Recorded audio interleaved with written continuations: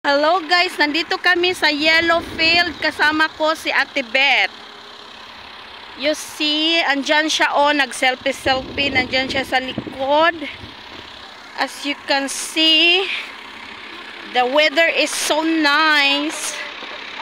Andito yan si Ate Beth. Ayan na. Ayan, nag-selfie siya. Maganda ang araw dito. Ayan, nandito ako sa yellow field na Raps flower. Ito yung ginagawa ng oil. Pang steak ka. Ayan siya. Ayan siya. Tapos yung driver namin nasa likod. Okay. Sobrang init talaga. Tingnan nyo guys. Tingnan nyo yan. Diba? Yellow na yellow. Dito kami somewhere sa Raps. Ano tawag ito sa English? Hindi ko alam. Anyway, it's so very beautiful and so very fashionable field. Raps. Hindi ko lang alam sa English eh. Kaya ganun. Okay guys. At saka ito guys, nakakain din ito. Pero kailangan lang siya yung basa ibang linghod ba. Ayaw lang ning guwang-guwang na kaya hindi na ito pwede. Pero pwede ito gisahin. Masarap ito.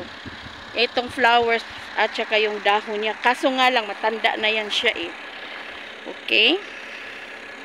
Grabe ang talaga, maaraw talaga. Ayan, diba? Diba, nandito kami in the middle of the road. So, tutor ko kayo dyan, guys.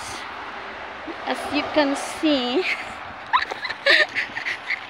nahihiya ako kasi maraming tumitingin.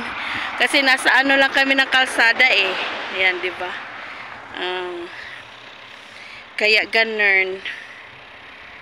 So, and I hope you enjoy my mini vlog. Kasi mga ilang na lang, mga weeks na lang yata ito iha-harvest na ito ng iha-harvest na ito. Kaya ganun. So, I hope maganda din ang weather dyan sa inyo guys. At dito na lang ako. Have a nice day. Bye-bye.